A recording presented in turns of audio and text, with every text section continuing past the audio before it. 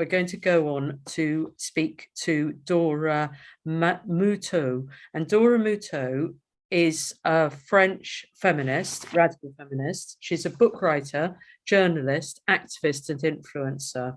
She's followed on her personal account on Instagram by 80,000 people and has another profile or work about female sexuality that has a following of 500,000 people.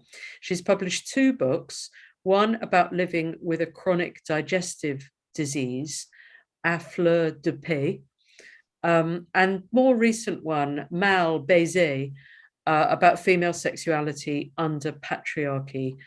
The first question I have is, how did you become a radical feminist activist, and how did you realize the trans movement is a threat to our sex-based rights? So I think I started as a liberal feminist, like a lot of young women. And what happened is that I created this page called Tajwi about female sexuality, and I kept talking about like female organs basically. And after 2 years, suddenly a trans activist, they spotted me and they started teaching me how I should talk. So they told me like, oh, you're not inclusive enough. You need to talk about us trans women. And I was like, no, I'm not going to do that because I don't consider you as a woman and I'm only talking about females, because for me, it was always very clear that I was just going to talk about that. And they started being super, super aggressive. And they told me I was a TERF. I had no idea what a TERF was. I was like, what the fuck? I'm going to Google that. And that's how I ended up being interested in radical feminism, because by typing TERF, then I went onto all these radical feminist blogs and I was like, oh, okay, interesting. And I started to read the theory. I started reading about prostitution.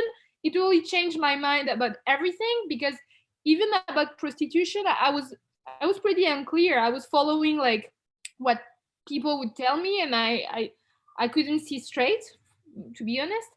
And so now that's how I became a radical feminist, because trans activists started to harass me.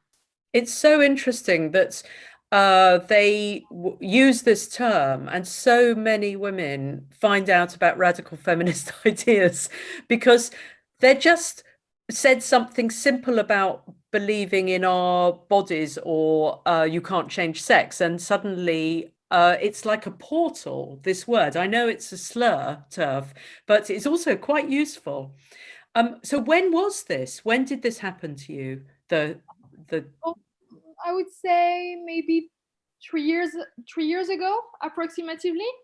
And so what they did in France is that they started to spot on Instagram every woman who had a little bit influence around feminism or sexuality, and they started explaining us how we should talk about ourselves.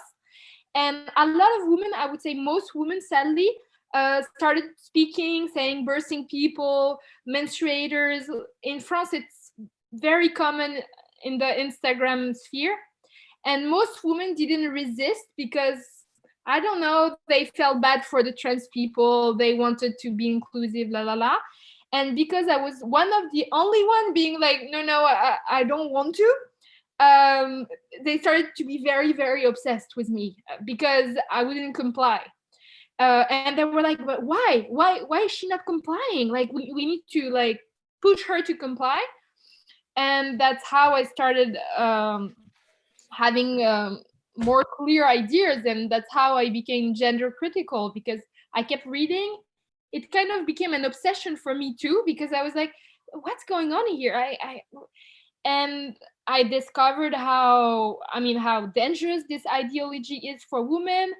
I started to understand what they're trying to do, changing words, and also making like sex disappear for the word gender. So I became aware of all that, and that's how it.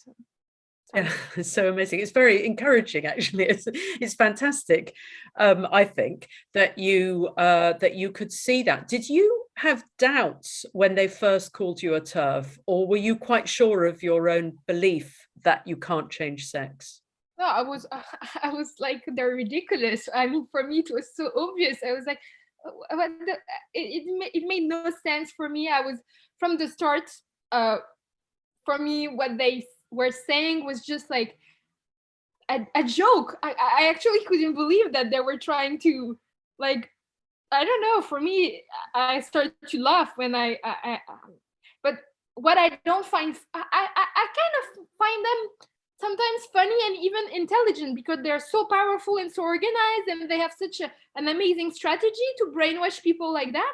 But what I don't understand, and I still don't understand, is how so many women fall in this trap. This is just, for me, it's just like, and at the end, it's really sad, because I thought that women were more ready to fight. And what I discovered is that so many women don't even see it, or like try to be so nice and so like have empathy all the time, that they're even ready to destroy themselves. So Yeah, I mean, I've read radical feminist ideas and been a radical feminist for a long time. So one of the things that links is the most a good explanation for me is something Mary Daly wrote, where she said that the imperative, the most important thing for every human being to do is to kill and destroy the female self. And that is true for men and women. So the men do it to the women, and we women are meant to do it to ourselves. So our first job is to kill the true female bit and to oppress ourselves and to be sort of plastic, just like they tried to do to you. They wanted you to be a puppet for and kill yourself, you know, your own ideas. And that rings true now, because I think that really is what a lot of women have done. They're saying, yeah, that we always did it and we're going to carry on. yeah, and also what I think that lot of women think is that what they feel, and a lot of women tell me that they think female is an insulting word. That because now I say, sometimes I describe myself as a femalist.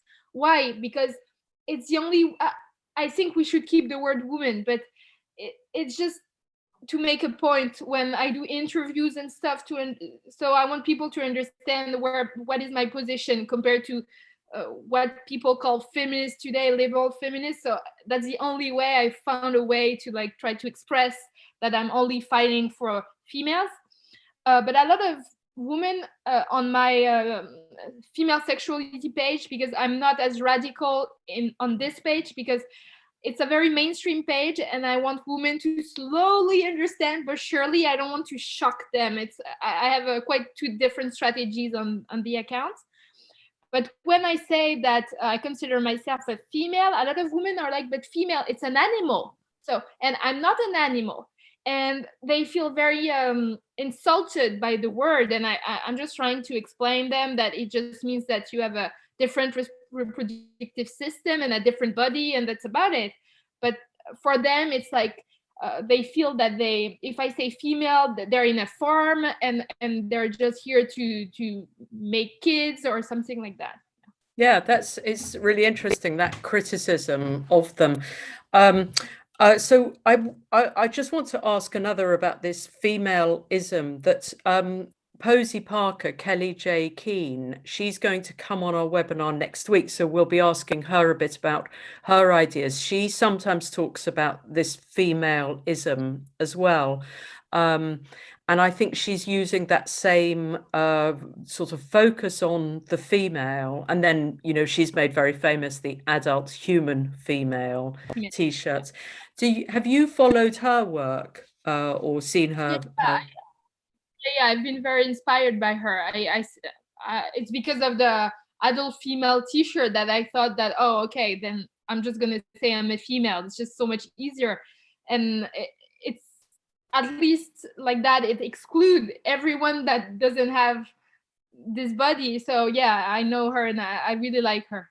Yeah, that's great. Okay, so I'm going to go to the next question. So what is the situation right now in France regarding the transgender movement, and specifically the conversion therapy bill that we know that you're working on? Yeah, I got so harassed with this. So there was a conversion therapy, there was a bill against conversion therapy, but it was supposed to be just for homosexual people, and I was completely fine with this. But last minute they arrived and they put in the law and gender identity, and I was like, what's that? And so I decided, because they cannot, like, when I started watching like the senators and the people at the government talking about that, they couldn't even define what was gender identity. It was so unclear. So I decided with my community to write to like people at at the government, and also people, senators, and I tried to ask them to like be more precise in this law, and I started to tell them that it might be dangerous, because being against conversion therapy for gender identity, what does it really mean? So it means that, for example, if you have a daughter, and let's imagine she's basically just like a lesbian girl, and she wants, and she believes she's a man. If you take her to a doctor or a psychologist or someone like that, and the doctor tries to tell her, look, you're actually not a man, and you will never be, even if you go through like a transition process, then it means it's conversion therapy to not let her transition. So it gets dangerous. So I tried to explain that. I even got like an appointment with like one of our minister, and she listened to that. I mean, she knows. That's the thing. They know. They actually know, but they don't want to. I don't know. What they told me is that yeah, we're listening, we know, and then they do nothing basically. And a lot of senators replied to me by insulting me, saying me I'm a transphobic person. And then I got in huge problems, because a lot of big LGBT pages on Instagram with millions and millions of followers, they made a post saying that I was against conversion therapy, not precising that it was for gender identity. So many people told me I was a homophobe, and even like huge pop stars in France starting to like repost. So it went really far, so far that my door at my own apartment was someone tried to open it, and like they trashed my door. I don't know how they have my address. So it went like super far. Yeah, it's horrifying, isn't it? Because I think the people who start these rumors know that it's not true. So they're trying to sort of, using this dishonesty, make it look as if you're right wing and homophobic, which you're not. But they sort of pretend that they misunderstand, or maybe whatever, and then it becomes a reality because it's being shared everywhere, and people start to really believe it, and particularly young people, I guess. Yeah. But so how have your followers sort of taken this? Do you think a lot of people understand what you're saying, or do they think possibly you are homophobic or whatever?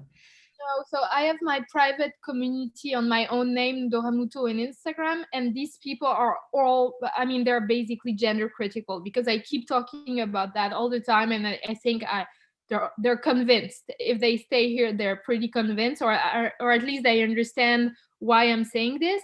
But on my other account with 500,000 people, I would say that actually most people are,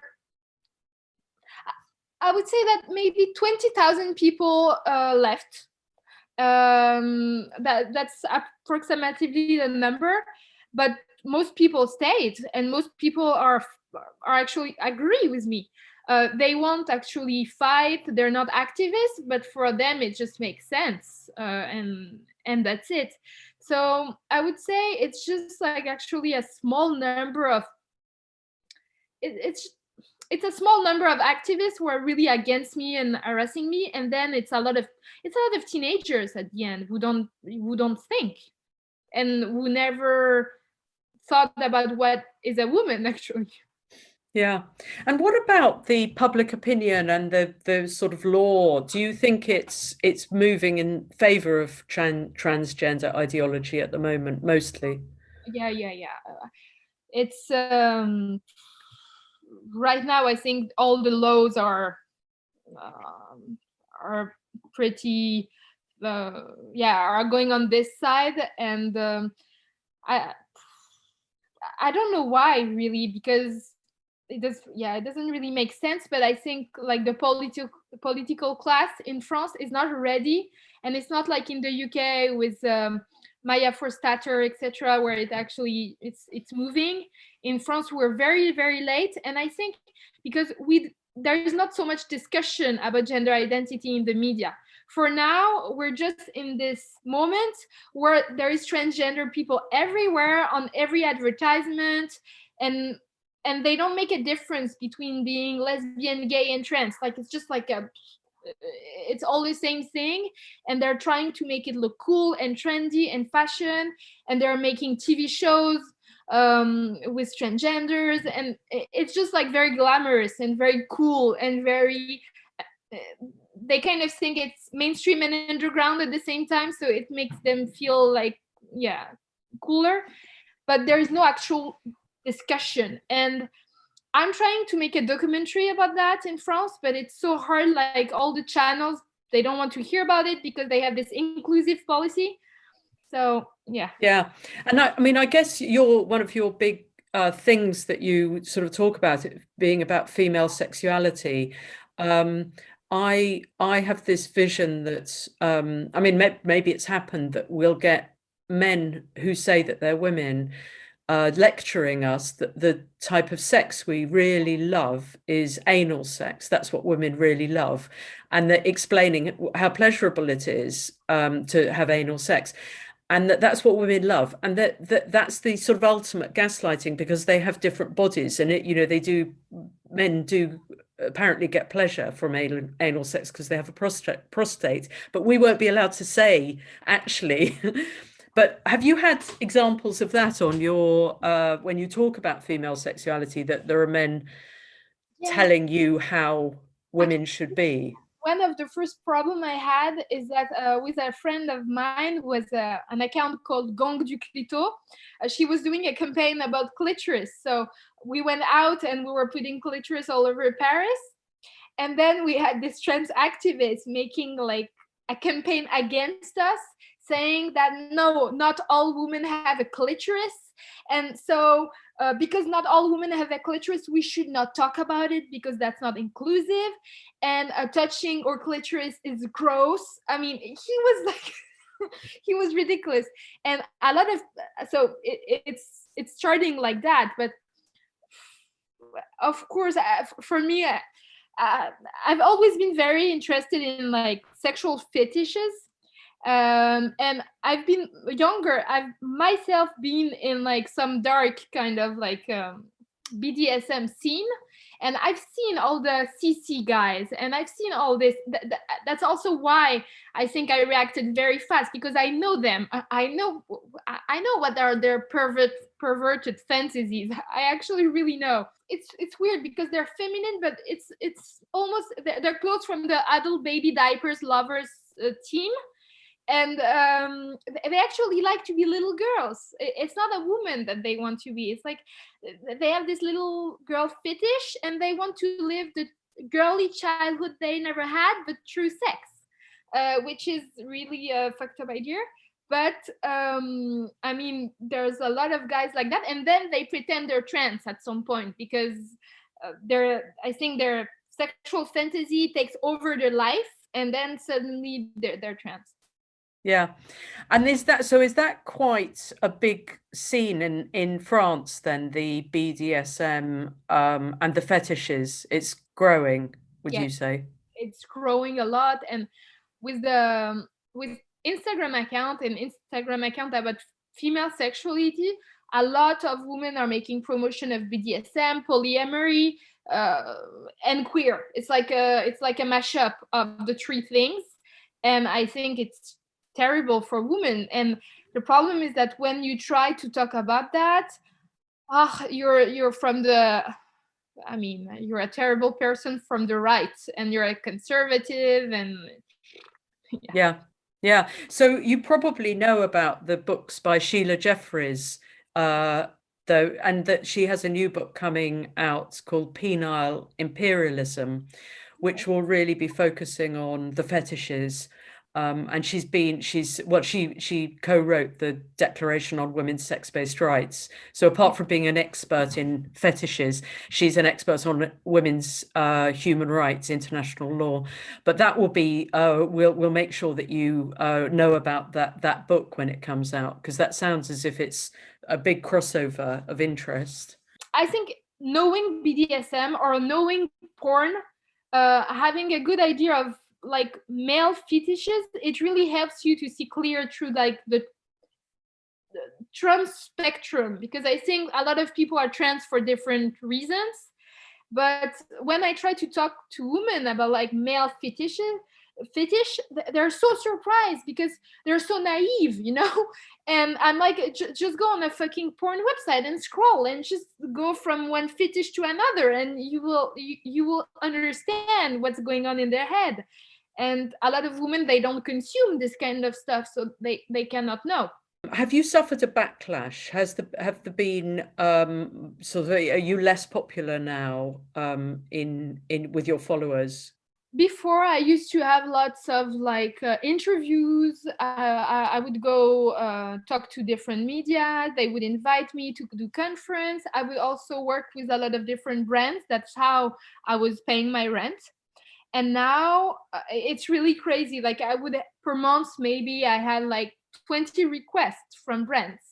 Now it's so much lower, because all the brands around like sex toys, all the brands around like periods, all the brands are what I'm talking about basically, are all trans friendly, and they know my position. So I and also most like left medias in France won't invite me anymore. So yeah.